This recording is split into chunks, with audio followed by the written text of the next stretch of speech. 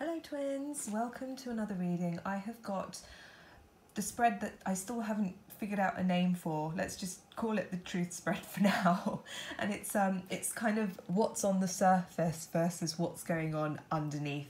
And that's for the physical, the emotional, the energy and the mental bodies here. So it's basically and this is a divine masculine reading, so it's what they're trying to project on the top versus what's really going on underneath. So kind of inauthenticity versus authenticity, or whatever is going on the surface, whatever they're trying to consciously project to everyone versus what's really going on. A card that remained within the deck as I was within the box as I was taking the cards out today was the Eight of Swords. So they are feeling very blocked by their own thoughts, imprisoned by them, almost, that they can't, to such a point that they don't feel like they can move. They feel very stifled, and they're very, very, very afraid, really afraid of their own thoughts. They're in a prison of their own making, and they are absolutely, the feeling I was getting was just of terror. They're just terrified of cutting themselves, of hurting themselves, almost to the point where they are so tender and so afraid of just hurting themselves. It's almost like if your skin's really sensitive, you'll get a paper cut and those things just hurt so much. It's almost that kind of feeling of extreme vulnerability and weakness almost, but it's all completely in their head. It's all their own making. So that's that, but they don't know how to get out of it, and it's almost like it's very subconscious. They don't know what it is that they're actually afraid of. There's a lot of not knowing and storminess going on. So welcome if you're new, by the way. Thanks for joining me, thanks for subscribing, and everyone who's stuck around, love you guys loads. Thank you for sticking around. And let's get on with the reading, shall we? And also thank you so much for everyone that's kind of donated and chosen to do a reading as well. It's just such a joy to do them. And yeah, bless you all. And thanks for everyone for your likes, shares, subscribes, comments, everything, emails. I absolutely love reading them. I know I'm a little bit behind on the emails, but I will get back to absolutely everyone. I'm just a bit overwhelmed right now, and basically I'm still trying to sort stuff out to go to the yoga course that I'm trying to go on. It looks like it's really going to come down to the wire, and I'm not going to know if I'm going until the very last day. I think I will. I just have a feeling, but it's officially not official yet. Anyway, so divine masculine, let's go for what they're trying to project physically on the surface of things. And we've got the World. They are trying to show to everyone still that they have got it going on, that they're very grounded, and that they have completed a certain phase of their life. If they ever felt like they were being judged for a certain something by society in general, by their family, like people were giving them a hard time, like, why haven't you done this, why haven't you done that, blah blah blah. I'm really getting a sense of a lot of people on this, a lot of the divine masculines have always felt like outsiders. They felt a little bit different, and it's almost like they're trying to project that something that made them a little bit different, they've kind of got over that in some way, shape or form. It could be to do with relationships, it could be to do with job, could be to do with both, it could be to do with finances, money, getting a property, getting a car, just something like almost that made them seem a little bit stunted somehow or different, and it made them feel vulnerable and singled out, and they didn't like it, and they wanted to almost just fit in with the crowd. So they're trying to project an image that they are over that right now, and they're in a place of power and success and stability. So also this is a card of Saturn, so it's very much it's very superficial. It's very much to do with the materialistic life, with 3D life and status, and it's to do with status. They want to look good in the eyes of other people by this completion, or this projected completion. What's going on actually underneath? There is a new start. They have made some kind of new start. There has been a completion. There's a letting go, but there is an inauthenticity. So they're not actually ready to be completely honest with themselves. The Queen of Swords is very, very honest. She's very authentic. She's perhaps ruthlessly so. And she's also all about the transformation. I'm being very, very drawn to these people with wings. So it's to do with expansion, it's to do with flight, it's to do with ascension, it's to do with transformation and cutting cords with things that you don't need anymore. They haven't actually done that yet. They're actually wasting time. They're waiting for an opportune moment for that to happen, but they're sort of dilly-dallying. The feeling that I'm getting from this card is actually dilly-dallying. So that completion, they've manifested it to some degree, but it's like a small version. So that's not the real deal. This is fake.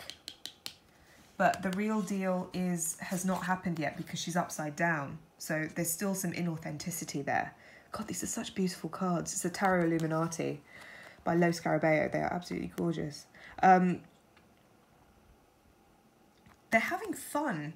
They're sort of just enjoying themselves as they do it. Like they're taking things easy almost. In a way, but it's not really fulfilling. It's playing small still is what I'm getting from these because of the Queen of Wands being in reverse. So emotionally, what are they trying to portray? We've got the Seven of Cups in reverse and the Six of Swords in reverse as well. All of the emotional cards are all in reverse. They are trying to project an image that they are not confused, that they know what it is that they want, that they know what they're doing, but they don't. They actually don't know what they're doing consciously. They're actually confused as they don't know what to do. They're also, with this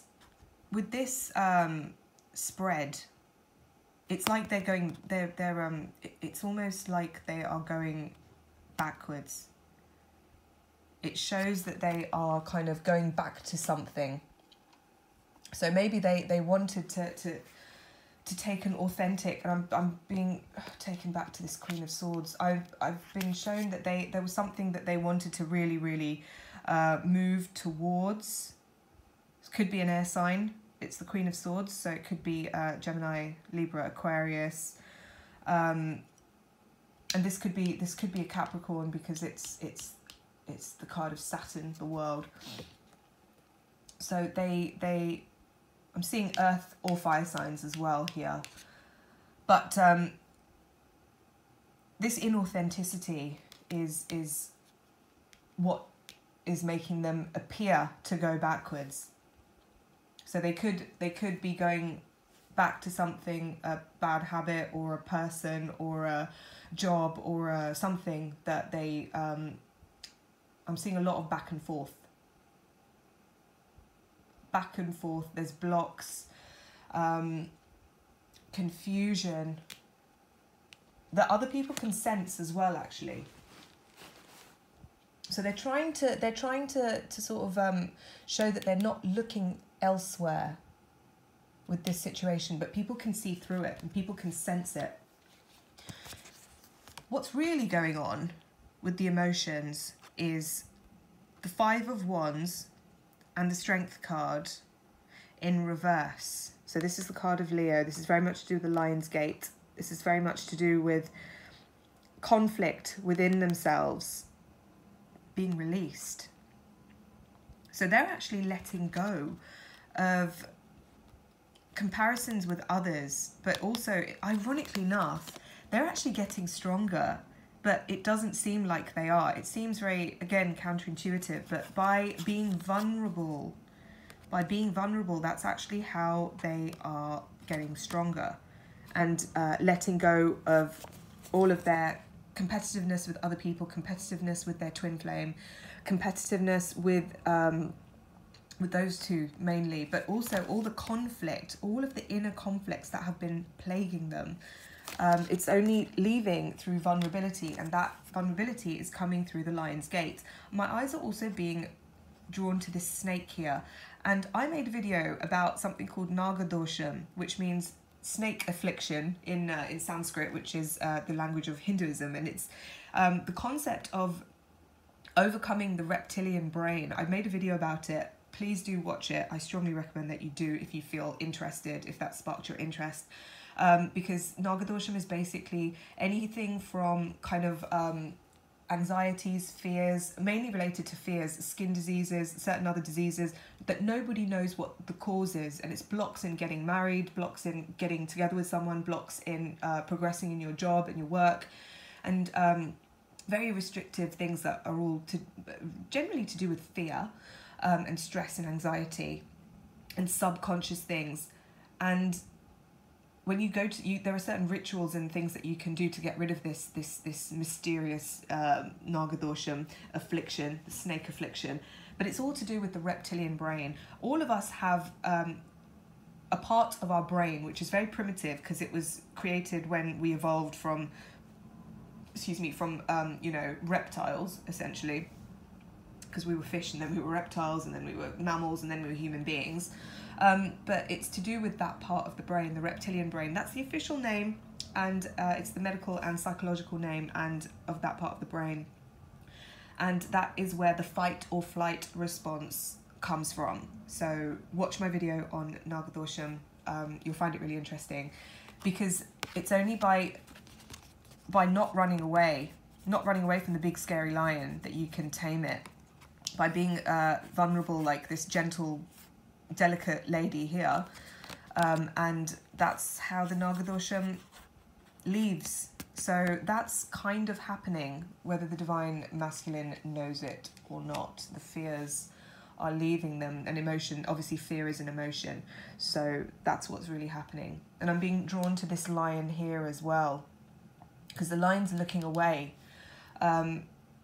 And it's almost like it's not ready to face itself fully yet, and it's kind of in the shadow still, but the light is starting to fall on it. That's what they were trying to say. So, I mean, it's happening, but I'm also getting it's going to happen mainly around the time of the Lion's Gate. It's just the precursor to that, but it's going to carry on happening more and more and more. And I'm being drawn to this card again because Saturn is all to do with karma. And it's very much to do with, and also Leo the Lion is here too, so it's very much to do with Leo season. Lots of transformations going to happen around then as well. And we have the Sun card, so lots of Leo energy, lots of solar energy, lots of really summery energy. It's a very, very powerful time right now for the divine masculine. And it's a time of destiny. This is always a card of destiny for me. So let's move on to the energies. How are they trying to be? They're trying to project an image of being a little bit mysterious, so they're still being a little bit reticent. They're not saying as much as maybe they're expected to say, but they are trying to project an image of, energetically at least, being very established, loving, and almost like the ideal sensitive partner for if they're in a relationship, or you know, the ideal kind of employee if they're in a job, or whatever they're doing. They just want to portray an image and an energy of being happy, of being content, of being sorted, of being you know, having everything in order. And it's very, it's all, you know, for show. I'm being shown this treasure, like they've got a trophy. They are really wanting to project the energy of, yeah, look at me, I have my trophy. Whatever that trophy is. It could be a person, it could be anyone in the third party situation.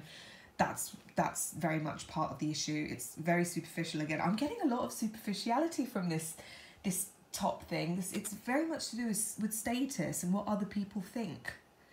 So that's the main, you know, I'm seeing glitters, and I'm hearing all that glitters is not gold. This is not gold. This is fake. This is like some kind of cheap alloy. I don't know. But it's not the real deal. That's what I'm hearing from that. And then in the energetic, what's really, really happening is that there is an overflowing of energy, and this is all to do with a heart opening, activations. This is the real deal, and this is bringing them a lot of peace. This is bringing them a lot of peace, and they're only really realizing the value of this, having an open heart, the joy and the nourishment that it's kind of giving to these beautiful, colourful flowers, these fragrant, beautiful flowers.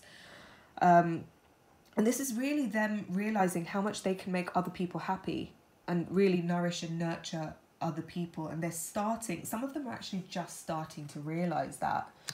Many of them might have forgotten it because of all the turmoil and trouble that's been going on. And also, I'm getting from this, the cup's overflowing because it's been plugged for so long, it's been blocked, and there's absolutely nothing that can stop it from overflowing right now. So this is also the divine. This is a symbol of the divine coming and unblocking whatever it was that was blocking this cup. Because look, it's got 1, 2, 3, 4, 5, whatever. And that's an ending. That's an abrupt ending as well, that 5, the 5 spouts. An abrupt ending of whatever was blocking them is going to happen. So rapid emotional transformation, and it's going to be divinely guided. Divinely guided. So mentally, what are they trying to project? They are trying to project, again, regality, like they've got it going on, extreme happiness, like they are the king, like they are the sun, like they are bright, happy, abundant. But if you look at the sun, I'm being shown that the sun is, you know, not looking very happy. And what's staring back is not very happy. And even though this baby is saying, hey, look at the sun, everybody look at the sun, and the sun's not happy, and everyone can see that. The baby itself, which is the divine masculine, saying, hey, look at me, or the inner self of the divine masculine, like, is not looking at the sun either. So there is a disconnect, which people, again, I'm seeing that a lot of people can perceive. Others can perceive, and often, I don't know why in this deck the horse often symbolizes the ego for me. I don't know why, because horses are not egotistical animals, but the horse is also not looking ahead. It's got its eyes closed. It's looking, it's almost like it's got its head buried in the sand still, like it's afraid or it's blinded. And this baby looks almost a little bit ridiculous. Strange energies that I'm getting from that. So the image that is wanting to be projected is one of, yeah, I've got it going on, look how grand I am, but it's almost looking like a bit of a farce, a bit tacky almost to certain people. But look at this, what's actually happening underneath. We've got the 3 of Swords, we've got heartbreak, we've got darkness, we've got a lot of pain. This is the card of no hope, and I'm being drawn to actual blood coming off these swords, all of them. So this is quite gory. This is actually quite like physical hurt almost, like it's dripping into the sea. So there is like, the emotions are causing, they're so turbulent and they're so torrid, they're so cold, and I'm seeing in the stone, I'm seeing real harshness. They might be judging themselves very harshly. Their heart is bleeding. Their heart is bleeding, and then they're doing it to themselves. Their own thoughts are what are ripping this heart apart, their emotions apart, and their physical body as well. I'm getting a lot of pain from this card, actually. Oh, don't like it. But so there's a real mixture of, you know, this is memory. There's a lot of memories that are causing pain, and there's a lot of mental thoughts of the divine feminine, of how they have behaved in their own, they're very, very punishing themselves, very much so. And it's a card of, they feel hopeless and they don't know what to do. And I'm seeing the 8 of Swords again. But the underlying energies, it's not all bad. The underlying energies are the Star. So this is the card of Aquarius. And again, the full eclipse that's going to happen, I think it's a solar eclipse as well. So we've got the Sun, we've got Leo, we've got Aquarius. And that full eclipse is going to be in Aquarius. So everything that's going on right now is going to come to a head then. but also there is hope. This is such a positive card. It's such a positive card. Sometimes it can also have, you know, feelings of isolation as well. You know, the star is very alone, it's distant, it's isolated. This one isn't, because it's got all these other stars around it. But the big one is there because it's a lot closer, and it's by itself. It's the only one that's that close. And again, it's to do with emotions. It's to do with kind of giving and generosity of yourself. And even though she's giving with both of her arms, she's got pictures in both of her arms, it's very balanced. So it is about coming into balance and knowing that you are enough and you have enough to give. Because she's standing in the water. She's very, very, very comfortable in the water. And she's standing on one leg. There's movement, there's comfort, there's, or you know, confidence, I should say.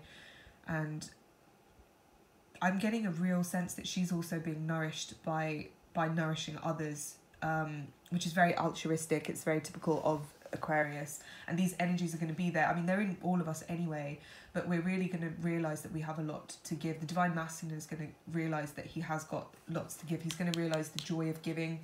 There's a real parallel between this Ace of Cups and the Star card. So there's a lot of healing that's actually going on. Even though it's this bird has literally pecked this cup, pecked the holes in it to unblock it, which might, I'm seeing pain as well. As this heart opens, there is going to be pain. In fact, it's these swords here. It's these swords that when they come out, the heart will be open. And that's when more freedom is going to happen. And that's when more comfortableness, confidence, and she's moving, she's going forward as well. So she's taking a step forward, and this is all going to happen once the eclipse happens in Aquarius, and that's going to be in late July. And then there's lots happening on the subconscious, like so much that's to do with freeing. So through very unusual ways. So this is all about Nagadosham going. This is all about the reptilian brain rising above the reptilian brain, rising above the fight or flight response, which is purely animalistic, purely you know, it's quite unevolved. And in yoga, it's all about, yoga is authentic classical yoga, and meditation is traditional ones are all about transcending the reptilian brain, so that, you know, your actual brain, the human part of it, you can really maximize it. And that is what gives you the ability to and the potential to reach enlightenment, because animals can't do that. It's only human beings that can do it. And in order to do that, you need to let go, you need to overcome and transcend the animalistic part of the brain. This also is a bit like a Kundalini serpent, Kundalini Shakti. Kundalini Shakti is the power that is dormant, the potential energy that's kind of coiled at the bottom of the spine. And as that rises through the spine, up the spine, and through the chakras, through the 7 major chakras, that's when lots of people understand that in the West as the Kundalini awakening, and in Eastern philosophy and yoga and stuff, that's what happens as people as people become more and more enlightened. The Kundalini rises, and Kundalini means that which is in the pit. Kund is pit, so it's really, really deep down. It's in the unconscious. It's that buried kind of reptilian brain energy. And that's what is being freed, really, released. And you can also see the twin flame symbol here, which is kind of nice in a twin flame reading. So that is your reading. I hope you enjoyed it. Please listen to the Divine Feminine reading, which I'll do in a moment too. Okay, thank you. Lots of love.